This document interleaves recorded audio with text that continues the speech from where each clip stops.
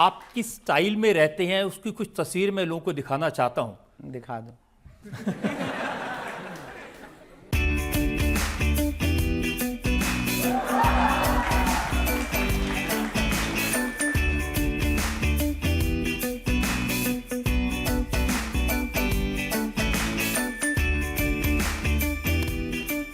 तो आपका चश्मा, आपकी जैकेट, सब कुछ ब्रांडेड है, बड़ी चर्चा होती है इसकी। नहीं, एक ही है, बाकी तो बहुत लो क्वालिटी के हैं, 60-60 रुपया वाले भी हैं, 20 वाले।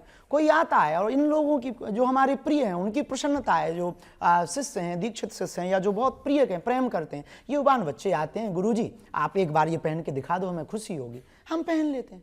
और हमें लगता है कि ये बुरा नहीं है। इसलिए बुरा नहीं कि हमने ना तो कभी संन्यास लिया, ना हम साधु हैं, और जब साधु नहीं है ना हमने ऐसी कोई घोषणा की, तो ये पहनना बुरा नहीं है। जब इस देश में बलात्कार करने वाला करोड़ों के मकानों में रह सकता, नाचने वाला अरबों खरबों के बंगले और गाड़ी में रह सकता, देश में गद्दारी करने वाला, घूस लेने वाला व्यक्ति इस देश में बड़े बड़े बंगलों में बड़ी बड़ी गाड़ी में रह सकता, तो एक साधु को कोई दे दे और वो चश्मा पहन ले तो वो जी सकता है। यार ये कोई बुराई नहीं है। हाँ,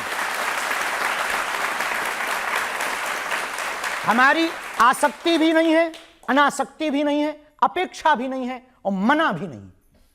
हमें अपेक्षा भी नहीं कि चश्मा ही हो, अपेक्षा ही नहीं है कि रोल्स रॉयल हो। हम बैलगाड़ी पे गए पर ये किसी ने खबर नहीं दिखाई।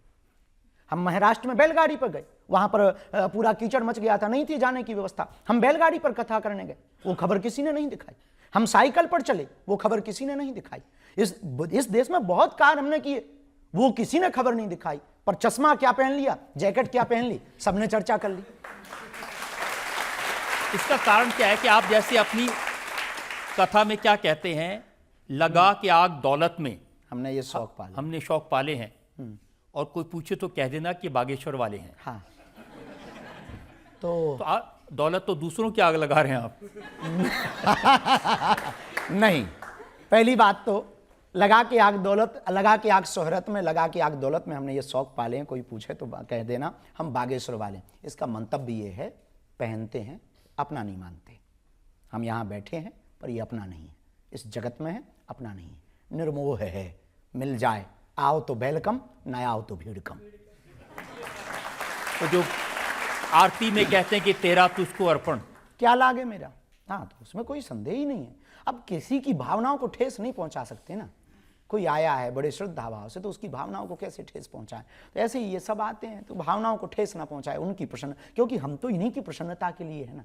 शिष्य की प्रसन्नता जिसमें हो, गुरु तो उसी में प्रसन्न रहता है। परमात्मा की जिसमें प्रसन्नता हो, भक्त तो उसी में प्रसन्न रहता है। साध की जिसमें प्रसन्नता हो, साधक तो उसी में प्रसन्न रहता है। तो आजकल जब लंदन जाते हैं, दुबई जाते हैं, वो किसको प्रसन्न करने के लिए जाते हैं? वो हिंदुओं को प्रसन्न करने के लिए, वहां पर रहने वाले भारतीयों को प्रसन्न करने के लिए, वहां पर रहने वाले मूल परंपरा के लोगों को प्रसन्न करने के लिए, वहां पर रहने वाले अंग्रेजों को आकर्षित करने के लिए कि तुम हमारे यहां आए, अब हम तुम्हारे यहां आए, तो आओ भाई साहब, वेलकम टू यू। तो क्या बुराई है? हमें नहीं लगता कि ये बुराई, जाना ही चाहिए, साधु को जाना चाहिए, ताकि हमारी परंपरा का प्रचार हो, हमारी संस्कृति का प्रचार हो। पर एक बात हमारी पक्की है, विचार भले ही नए लेकर चलते हैं, संस्कार पुराने लेकर चलते हैं। लेकिन मैंने ये भी सुना कि लंदन में एक बाथरूम में अटक गए आप काफी देर। ये खबरें पता नहीं कहां कहां से खोजते आप। वो अच्छा, हमें गांव के आदमी पहली बार जब लंदन गए, 9 घंटे की हवाई जहाज, पूरे संकोच में रहे कि कुछ उल्टा सीधा खा पी ना लें, कहीं गड़बड़ ना हो जाए, अंग्रेजी नहीं आती है, अब कैसे काम चलेगा, एक ये नया लफड़ा। तो अंग्रेजी का फिर जाके सेंटेंस सीखा, एक सेंटेंस में अपन ने पूरी देशों की यात्रा कर ली। I can not speak in English, but I understand your feeling.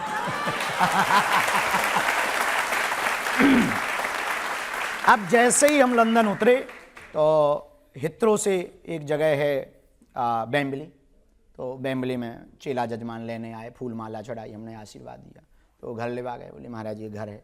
तो हमने देखा, पहली बार लंदन गए, पहली बार विदेश गए, प्रथम यात्रा थी हमारी विदेश की, तो हमने मकान देखा, तो हमने लकड़ी का मकान अच्छा लगा, सुंदर बढ़िया, नीचे कारपेट बिछा, मोटा गद्दा, हमका बहुत अच्छा घर है। ठंडी थी, अब हमने सोचा स्नान ध्यान कर लें फिर भोजन पाएँ। तो जैसे ही कपड़े उतार करके अंदर गए, बड़ा झंझट, और वहाँ पे कहीं नल की टोंटी ही नहीं।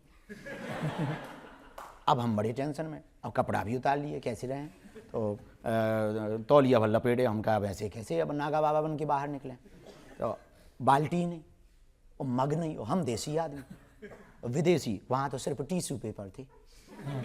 अब और लफड़ा फंस गया। अच्छा टोंटी हो तो काम चला लें कि भीतर भीतर कौन देखने वाला है, लेकिन फिर वो लफड़ा के कहीं पे वो पानी निकलने वाला नहीं। अब टेंशन में लगभग 30 मिनट दिमाग लगाते रहे कि कहाँ फंस गए। हमें लगा कि जजमान का मकान पूरा नहीं बना, आध बने में ही घुसा दिया।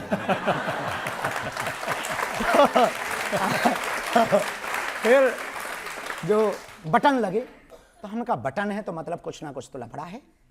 तो हमने जैसे ही बटन दबाया तो उसमें सावर ऊपर छत में था, तो पानी नीचे गिरा, सो गर्म गिरा, सो हाथ जल गया। अरे हमने कहा गर्म भी यही है तो ठंडा भी यही होगा।